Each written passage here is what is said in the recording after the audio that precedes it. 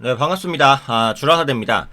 자, 삼성전자를 볼 건데, 사실 이제 이 흐름에 대해서는 크게 한번 알고 갈 필요는 있을 것 같아요. 그러니까 삼성전자가 최근에 이제 그 파운드리의 테슬라 수주를 통해서 상당히 큰 폭의 반등을 보였고, 그러다가 이제 시장 영향에 의해서 좀 약세를 보이고 있는 상황인데, 이 파운드리 수주가 어떤 이슈인지, 얼만큼 큰 이슈인지에 대한 부분들, 그리고 삼성전자가 그동안 이제 경쟁력을 계속해서 장기간 좀 놓쳤었던 그런 이유들, 그리고 앞으로 삼성전자의 행보까지 한번 종합적으로 한번 볼게요.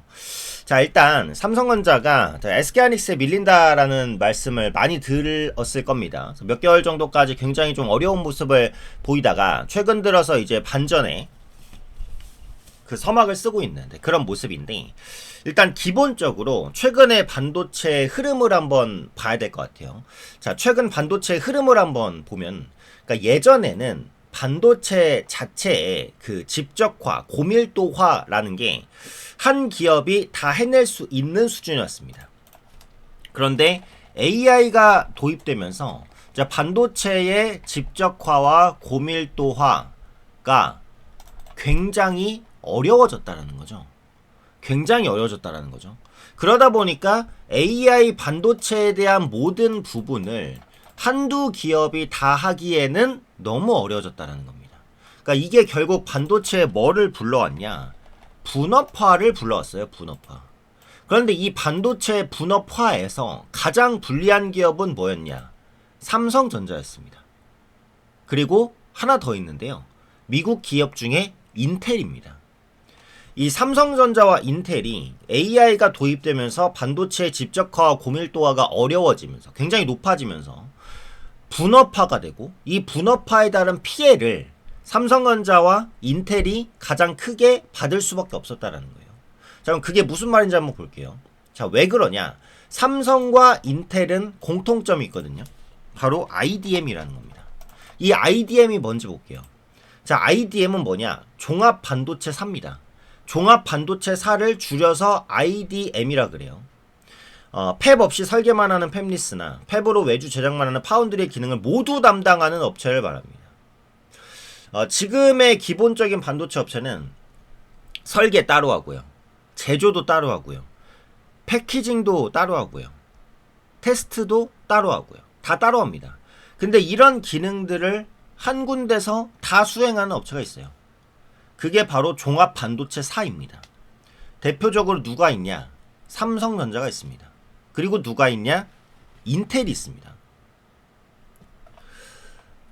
반도체 시장이 본격적으로 전개된 1980년대에는 모든 업체가 IDM으로 시작을 했어요.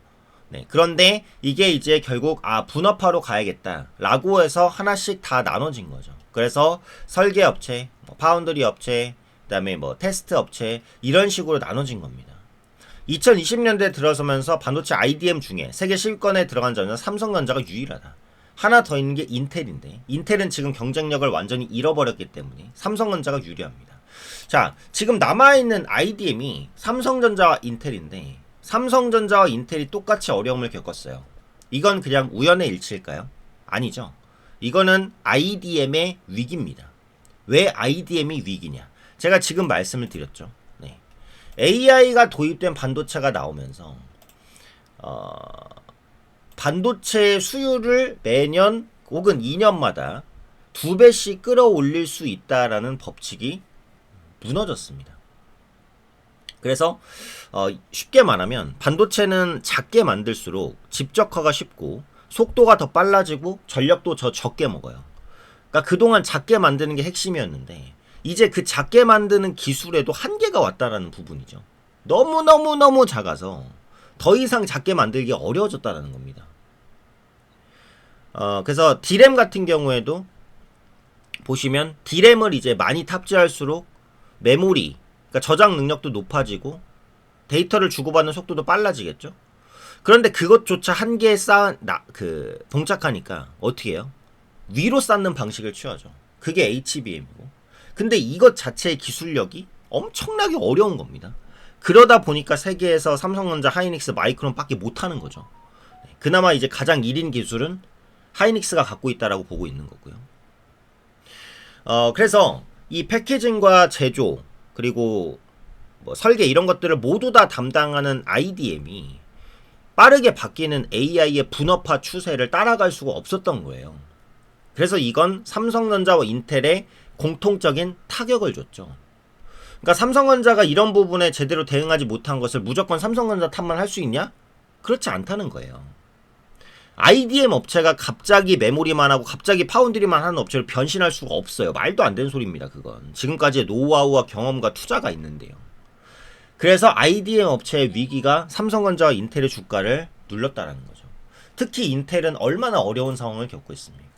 일주일 전 기사인데 경영난에 봉착한 인텔이 2만 명을 추가 감원하고 파운드리 건설도 취소를 했어요. 취소를. 네. 종합 반도체 기업이 종합 반도체를 취소하고 있다는 이 종합 반도체를 포기하고 있단 말이에요. 네. 그만큼 얼마나 어려운 환경인지를 알 수 있다라는 거고. 인텔이 24일 대규모 구조조정 계획을 또 발표했다. 인력을 계속해서 줄일 계획이다. 그죠? 예전에는 종합 반도체 기업이 잘 나갔습니다. 그 종합 반도체 기업의 장점이 있어요. 생산과 제조, 패키징, 테스트 이런 것들을 한 방에 다 끝내니까 자신의 반도체를 만들어서 자기가 설계하고 자기가 완성까지 시키잖아요. 그러니까 최적화 부분에서 유리해요. 네.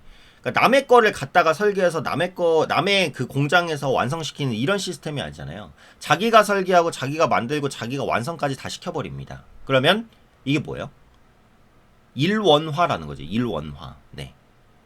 설계업체, 제조업체 간 의사소통이 빠르고 서로가 최적화된 공정 환경을 만들어줄 수 있어요. 그러면은 반도체 성능 면에서는 안정성이 좀 더 부여될 수 있고 좀 더 빠르게 반도체를 생산할 수도 있죠.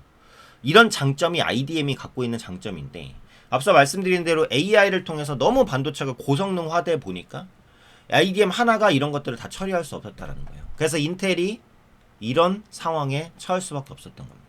근데 반대로 삼성전자는 뭐죠? 이 파운드리 부분에서 뚫고 나가는 모습을 취하고 있죠. 같은 IDM이지만 인텔은 파운드리를 거의 포기한 상황. 삼성전자는 적자를 계속해서 내면서 파운드리에 투자했던 성과가 이제 막 나오고 있는 상황입니다. 그러니까 사실 삼성전자는 대단한 기업인 거예요. 이거는. 테슬라는 시작일 뿐이다. 테슬라로부터도 22조 규모의 엄청난 양의 이제 그 파운드리를 수주했지만 일론 머스크가 밝혔잖아요. 이게 끝이 아니라 시작일 수 있다라는 부분을 언급했고 이번 테슬라의 파운드리 계약의 그 레퍼런스를 바탕으로 추가적인 파운드리 수주를 따낼 가능성도 굉장히 높아졌습니다. 그러니까 여기부터 같은 IDM이지만 인텔과 삼성전자의 레벨이 확실하게 달라지는 계기가 되고 있다는 거죠. 자, 그리고 삼성전자가 적자를 보고 있는 부분이 하나가 더 있어요. 바로 비메모리입니다. 비메모리. 아직은 비메모리 부분에서의 뚜렷한 성과가 나오고 있지는 않아요. 근데 만약에 이 비메모리 부분에 있어서도 성과가 나온다라고 한다면 그때는 삼성전자의 가치가 완전히 달라지는 계기가 될 수 있겠죠. 네. 그래서 비메모리 부분에서의 어떤 이슈가 나오는지를 한번 보셔야 될 것 같고 삼성전자를 말하면 항상 중요한 게 이제 HBM이잖아요. HBM4에 일시 공정을 선제적으로 도입하면서 SK하이닉스를 따라잡겠다라는 포부를 밝히고 있습니다. 그래서 요게 이제 먹히는 전략이 될 것인지 그 부분도 주목해 봐야겠죠.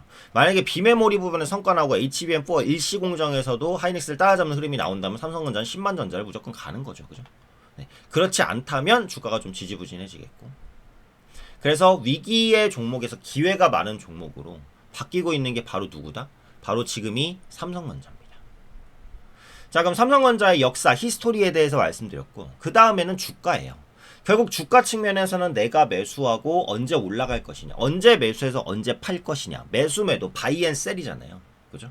그래서 그런 부분들은 문자 보내주시면 함께 할 건데 삼성이라고 문자 주시면 됩니다. 번호는 상단에 있죠. 010-9839-3454입니다. 010-9839-3454로 이제 삼성이라고 보내주시면 요 부분 이제 같이 할 거예요. 삼성에 대한 매수와 매도 타이밍 궁금하신 분들 문자 주시면 됩니다. 010-9839-3454 삼성이라고 보내주시면 돼요. 삼성이라고 보내주시면 삼성전자에 대한 이제 현재 전략들 그리고 앞으로의 매수와 매도 타이밍들까지 말씀을 드릴 겁니다. 삼성전자는 이제 변동성이 커질 가능성이 높기 때문에 오히려 매수해서 빠르게 수익을 볼 수도 있는 종목으로 바뀌었어요. 지루한 종목이 더 이상 아니란 말입니다. 그래서 이렇게 빠른 변화를 잡고 함께하고 싶으신 분들 문자 남겨주시면 무료로 정보 드릴 테니까 함께 하시면 좋을 것 같고요. 앞으로도 삼성전자 관련된 이슈들 계속해서 올려드릴 겁니다. 구독과 좋아요 많이 해주시고 앞으로 올려드릴 영상도 꾸준히 시청해주시면 성공 투자하시는데 반드시 도움 되실 거라고 판단됩니다.